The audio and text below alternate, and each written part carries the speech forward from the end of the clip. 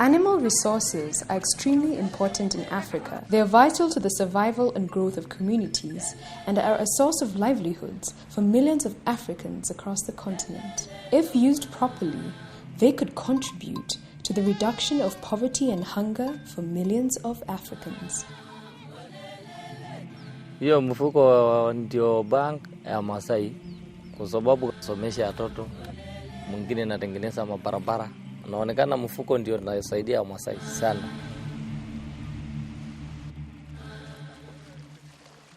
Fishing has changed this community so much. We get money from fishing.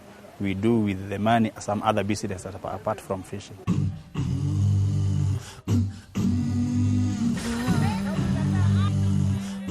The agricultural sector contribution to GDP in Africa is seen to be 30%.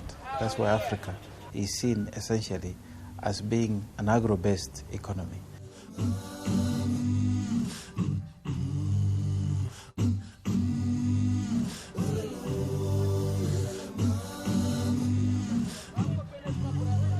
The livestock sector itself is 30% of the agricultural sector. Livestock is very critical to both incomes and food security and nutrition of the people of Africa. Le Niger a un capital animalier de près de 36 millions de têtes, toutes espèces confondues.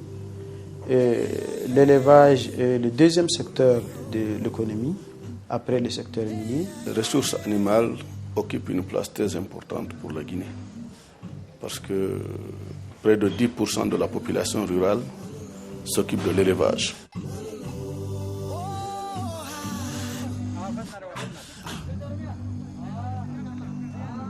Challenges that face the livestock sector in Africa are many.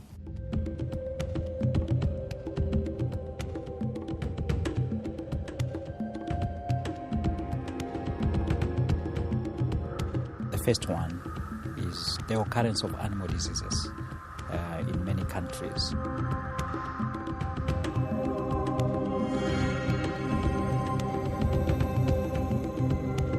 Then you have the issue of poor management practices. You have climate change that is also affecting the final productivity of the livestock sector in Africa.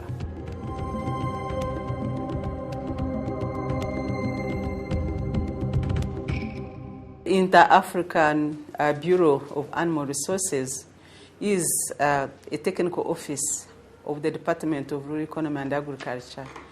And as such, it has contributed to the pillars of the African Union, namely peace and security, development, regional integration and cooperation, shared values and institutions. The most important role AU-IBAR has played is that of being continental body where African countries can freely bring on board their challenges on animal resources, including policy issue, trade and standards, and have them discussed with view to finding common grounds or approaches. AU-IBAR therefore exists for and with African countries. 60 years ago, the lack of proper infrastructure and resources meant that diseases and poor management practices greatly affected livestock populations in Africa. AU-IBAR was set up in 1951 to address the challenge of rinderpest, a terrible disease that ravaged the continent's livestock.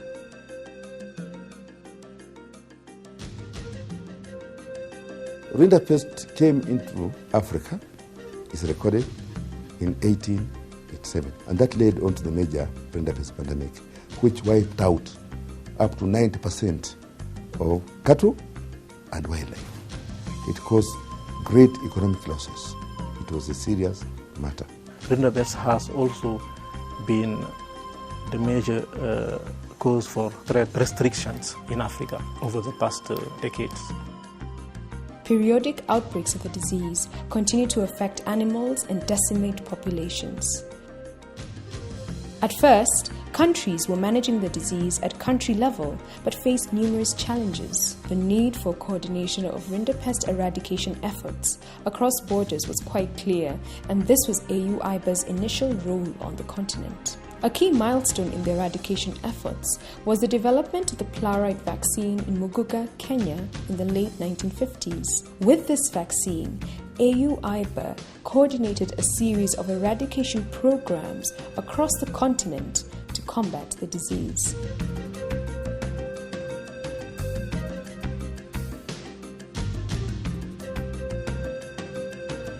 If you took, for example, the JP15 program that dealt with mostly Western and Eastern Africa rinderpest outbreaks, it was mass vaccination and mass vaccination.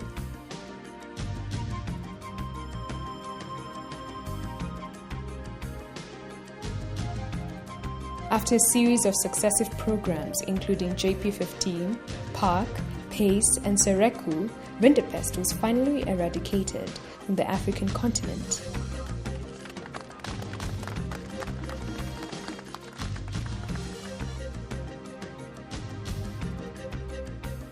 The eradication of the disease coincided with the organization's 60th anniversary. Winning the war on rinderpest was a fitting tribute to the organization's efforts and evolution to become one of the continent's leading organizations for animal resources.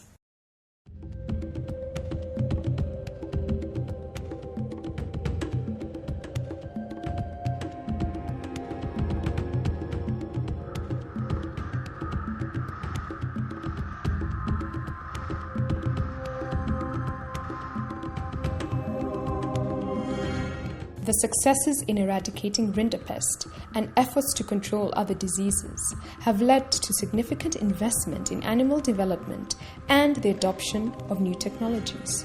Funds that were used to combat diseases are increasingly being used to promote better management and marketing practices. However, Africa's promotion of animal resources and their development remains underutilized. In 2009, the AU-IBAR, together with its partners, formulated the new strategic plan to harness these resources and create a platform through which they could be supported to realize their full potential.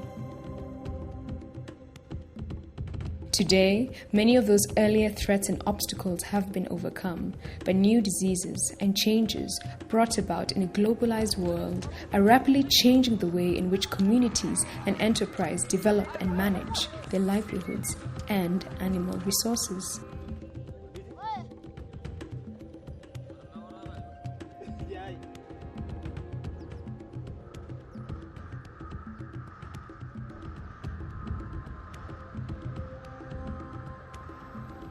Really, the importance of AU-IBAR for Africa is derived from the mandate of African Union.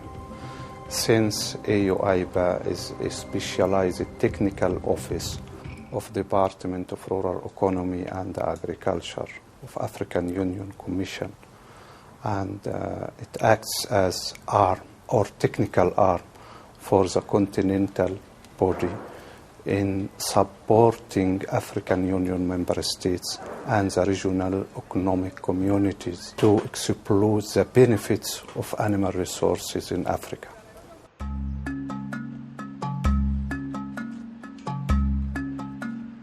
IBAR is there to provide expertise in terms of knowledge, in terms of information to member states on which they can base their policies and decisions for them to effectively put in place measures to deal with all these issues. And the strategic plan has been clustered into 6 strategic programs dealing with specific issues related to animal resources. One key issue faced in Africa is the prevalence of transboundary animal diseases. The common practice of nomadic pastoralism in Africa, with movements of even entire families and their livestock across borders in search of pastures, has increased the spread of transboundary animal diseases and also creates challenges in their prevention and control.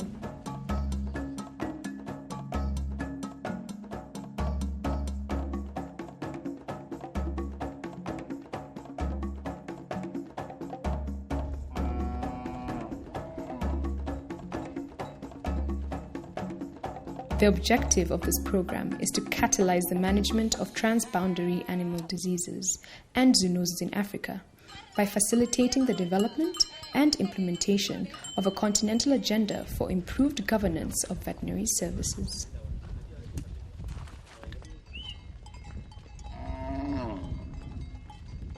Mwezi wa 12 naruka kwa mpaka naenda mahali anaitwa Osiosi. Huyo ng'ombe yetu itakaa huko Tanzania anakula nyasi mpaka inyeshe. Wakati inanyesha narudi pande hii. Wakati nahama hivi nakuja pande hii. Namwambia simamia mbuzi kwanza aitibu kwanza. Lakini hawezi ingia bomba kabla. Mpaka mwenyewe anaangalia. Lakini kuna iko watu wengine angalii. Na mbuzi yake saa hii sio mzuri. Na ng'ombe yake saa hii sio mzuri. Transboundary disease had the particular of moving across borders and spreading very rapidly. AU-IBAR is establishing regional integrated coordination mechanism to improve the prevention and control of transboundary animal diseases that are common to animals and humans. The IRCM will help develop and disseminate disease control procedures and strengthen disease surveillance and laboratory diagnostic systems. It will promote this One Health approach, that is the collaboration between the public health, the animal health, including the wildlife health. This is really a condition if we want to win over those zoonoses, of which many are re-emerging actually. The control and prevention of animal diseases is being carried out in an environment that is shifting rapidly. As ecosystems change and population growth and demands dramatically alter natural balances, Africa's animal resources and rich biodiversity are increasingly under threat.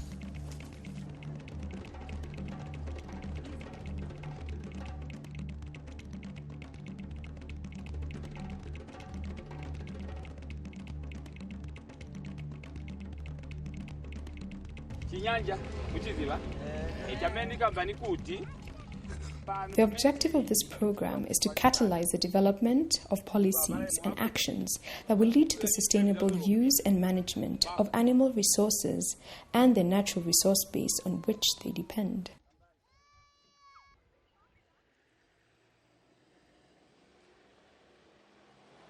Before the establishment of this national park, people used to trek across with animals to the other side of the park. And in that area, it's giving us, as park managers, a bit of a problem because there are places where animals and wildlife interact. You know, the transversing of animals from one side to the other, hence the transmission of either maybe diseases and stuff like that to the wild animals. In each chiefdom, they have given us some village scouts who actually work with the Zambia Wildlife Authority staff so as to enable them discharge their law enforcement duties diligently. Before the establishment of the park, these resources were coexisting with the communities. Hence, the reason for which Zawa involved the communities into the management of these resources. But in turn, the communities are the beneficiaries of the same. Conservation and development, there's no contradiction. Actually, conservation contributes to development. If you look at the landscape in Africa, 60% of the wildlife are in the arid land, where you also have 70% of our livestock. So the issue here is not to go for wildlife or for livestock, it's to see how you do integrate the two. The last few years, AU-IBAR has been working with communities in Kenya. I will mention the case of the Nyamunya community. When we entered there, working with those communities, their earnings, annual earnings, were about 1 million Kenyan shilling per year from the conservation initiative. But through working with the same communities, showing them how to better manage what they get from the conservation, how to better negotiate with the investor. At the end of the third year, these communities were earning 11 million Kenyan shillings. Where the park boundaries pass. In our strategic plan, we put in terms of conservation communities at the center. And all the initiatives that we are doing in that regard are community-driven and are community-based initiatives.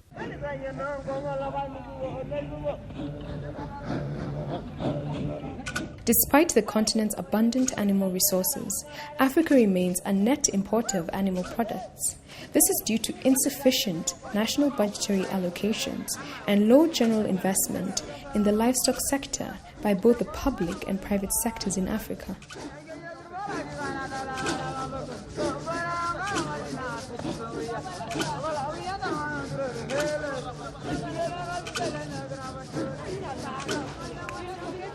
The objective of this program is to improve public and private sector investments in animal resources in Africa and enhance the competitiveness of African animal products at the national, regional, and global levels.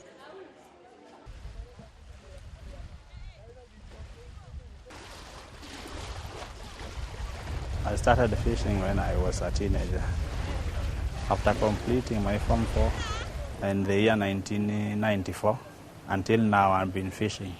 Most of the fishing we have been doing them at night time. We take about 6 to 8 hours and then we come back in the morning after fishing. At 10 years back, we could even catch 3 tons per day, 2 tons, but this time the catch is not even reaching a ton. So the catch it has been reducing as the year goes. Fishermen should be developed with money in that they have been given loan and taught how this loan can be used in order to expand some other businesses or to expand the fishing activities that they do so that they don't get lost every time. One of the aspects of the challenge of investment is, if you look at the growth in the sector, it is only growing at about 2% at the moment. And yet, if we have to keep the pace with the demand for animal products, protein-based, you need to see growth of at least 4%. In the last few years, the African Union has spent almost 200 million in this sector. And most of those resources were given to the member states themselves. The Comprehensive Africa Agriculture Development Program is a development framework for Africa based on, first and foremost, agricultural development. It has a process. The process involves, first and foremost, stock taking of priorities and resources at the country level. Based on these priorities, they will enter into agreement with all stakeholders. Under the Comprehensive Agricultural Development Program for Africa, the member states have committed themselves to invest at least 10% of government revenue in agriculture. There has been a good beginning in this area. If you look at the rate of implementation of the Comprehensive Africa Agricultural Development Program, almost 50% of the countries are already implementing the strategy. And where this is being implemented, you see very good results. Africa clearly has substantial resources in terms of livestock, fisheries, poultry, and wildlife. Harnessing this valuable potential has in the past been restricted by difficulties in compliance with international sanitary standards. This makes export and high-value markets inaccessible and prevents African producers from realizing their full potential.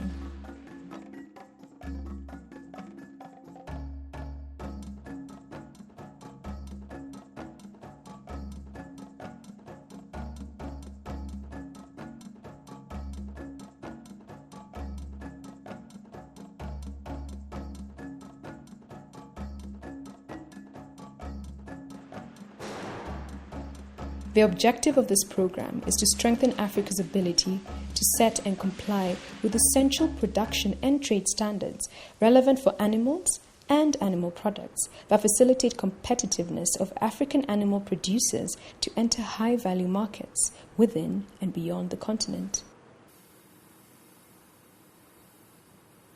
Botswana is one of the few examples on the African continent of countries which have access to foreign markets in Europe for their animal product exports. Many African countries are still struggling with compliance with international sanitary and phytosanitary standards. This remains a key challenge on the continent.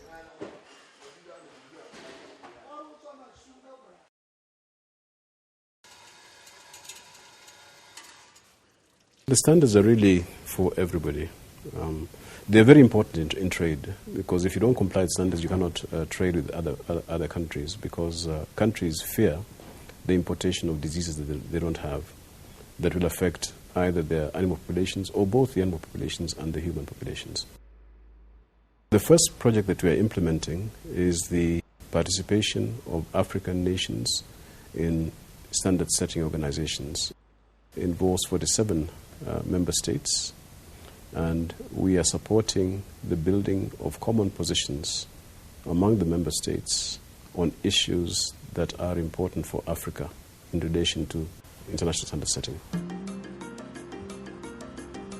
Knowledge management can provide useful information that can help African countries to develop strong and similarly minded policies and institutions to improve trade, productivity, and alleviate poverty. Experiences in the past have shown that important lessons relating to animal health and use of natural resources require sound policies and institutional support across borders and throughout the continent.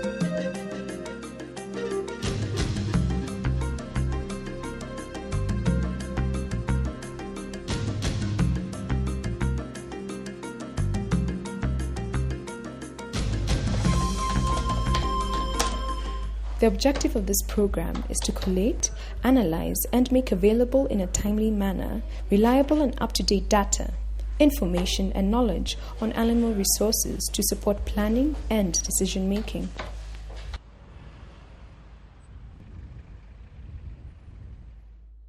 In the Commercial Regional Lab, the key functions is to interlink the information between member states. So the key factors, they should share information. The information which is supposed to be shared between the member states is the disease status of each country. For example, if there is the particular disease in Zambia, the member states should know that maybe there's an outbreak of anthrax, or there's an outbreak of brucellosis, or there's an outbreak of BQ, and so on. So the member states should be aware as well. But even if they're importing some animal product, they should understand that in that country there is an outbreak of a particular disease, or it is a disease-free zone. Access information of diseases is important because it makes awareness of the farmers as well as our colleagues, our research scientists. It also helps the policymakers. So when they are allocating all the finances and so on, they're able to understand, like within our country, within Zambia, it works because we send the results through the internet, or we can send them through fax. Yes, but from outside, from our member states, I would say at this moment it's not there. AU-IBAR has decided to develop the web-based second version of the Animal Resource Information System to better respond to the need of AU member states to have an information system that they can use to report a disease, but to capture also information about all animal resources. By establishing those knowledge management tools and systems at IBAR level, it allows countries to send information about the status of animal resources, animal diseases in their countries. Countries can also access the information. ARIS2 will allow AU-IBAR to have on real-time basis the situation of major diseases in the continent.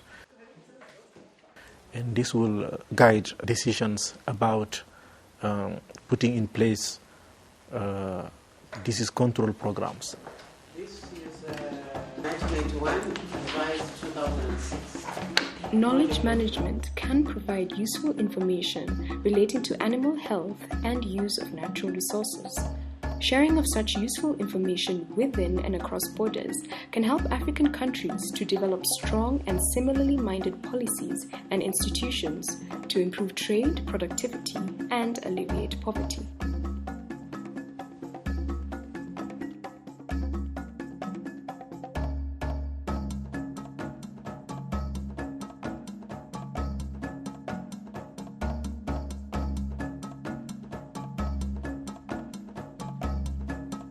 The objective of this program is to facilitate the formulation and harmonization of evidence-based and coherent policies and to strengthen the capacities of public and private institutions to effectively perform their core roles in order to transform the animal resources sector for greater impact on poverty alleviation. It is important that African member states harmonize their policies related to animal resources, because animal resource it does not know borders. We need to have more collaborative efforts for diseases like trypanosomiasis, diseases like PPR, which are transboundary. And we need to have similar policies in the manner in which we manage them. AU-IBAR is there to provide expertise in terms of knowledge, in terms of information, to help member states put in place proper policies that are effective, policies that deliver on the mandates that they have from the people. Once policies are harmonized, then you get better utilization of the resources available in the first place. For example, make use of fewer laboratories that all countries can use. Then we can have also better control of movements of animals across borders, because systems like surveillance systems will be harmonized. The whole spectrum of disease control will be better coordinated.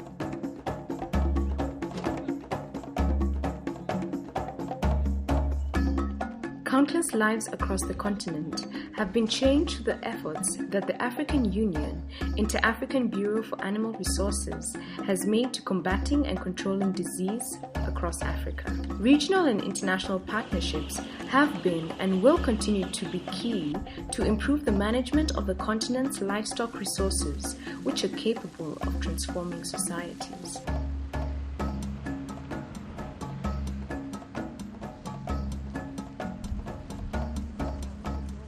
AU-IBAR views, in partnership with the World Organization for Animal Health or Food and Agriculture Organization or World Health Organization and other global bodies involved in the same sector as essential, and we have been able to draw on the global experience of this organization to be able to apply them to Africa. Je voudrais dire que l'Afrique est pour l'OIE un continent extrêmement important, car c'est le continent qui mérite le plus que s'exprime la solidarité internationale pour que la situation sanitaire des animaux soit améliorée et qu'elle rejoigne la qualité des situations qu'on peut trouver dans d'autres continents. Oui, je pense que le partenariat entre le Bureau interafricain des ressources animales et la FAO est tout à fait logique et légitime. La FAO est en charge des questions de sécurité alimentaire, y compris des questions de développement de la production, des productions animales à travers le monde. Et dans ce partenariat, je crois, le rôle du BIRA est très important. Parce qu'en fait, c'est le BIRA qui devrait être en mesure d'organiser les pays africains. La FAO ne peut pas réussir son mandat en Afrique dans le domaine de l'élevage sans le Bureau interafricain des ressources animales. Et je pense que le Bureau interafricain des ressources animales n'a pas suffisamment de ressources, n'a pas suffisamment de capacités pour se passer de l'appui de la FAO. Donc les deux doivent travailler ensemble dans l'intérêt bien compris des populations africaines. The fact that IBAR has been leading the eradication of rinderpest on the continent is a success to which the European Union is very proud to be associated. For us, it has been a major financial commitment, something in the tune of 350 million euro over 20 years. But today it's a success. When we started operating with AU-IBAR, it was a very small office with 4 or 5 officers. But we have seen this office growing. We have seen this office strengthening its way of thinking, its strategic views, and now we have a document which is of a strategic nature on what IBAR should be doing to the benefit of the African country. And this is, of course, another very good reason of satisfaction. Indeed, the staff has grown from 4 to more than 60, and through its expanded activities has led to the establishment of 2 specialized technical offices of the African Union Commission, the Pan-African Vaccine Center and Pan-African Tsetse and Trypanosomiasis Eradication Campaign, who continue to work closely with AU-IBAR in animal resource development in Africa.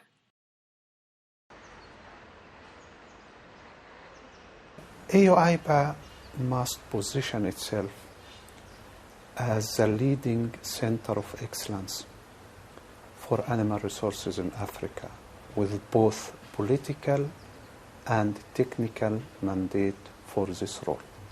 In this position, the institution should foster closer relationship with AU member states and with regional economic communities and other continental and global bodies with similar mandates. AU-IBAR has had a good vision, and I would like to see this vision of developing livestock on the continent continued, also supplemented by the commitment of the member states. We have seen the livestock industry growing, increasing by numbers because the mortality rate has been reduced. So we have achieved very well. And in Uganda, we are very privileged that we are one of those countries that we are selected to benefit from this intervention.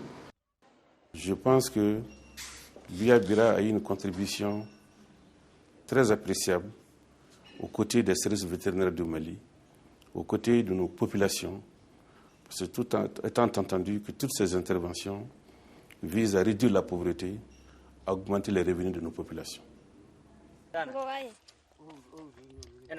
For the future of the world, the food supplies are running low. And for the rest of the world, if Africa does not step in to be a major producer of food, you are going to see higher prices, you are going to see more poverty, and even the attainment of Millennium Development Goals will become very difficult. So livestock is not only a matter of survival, but also is a matter of prosperity.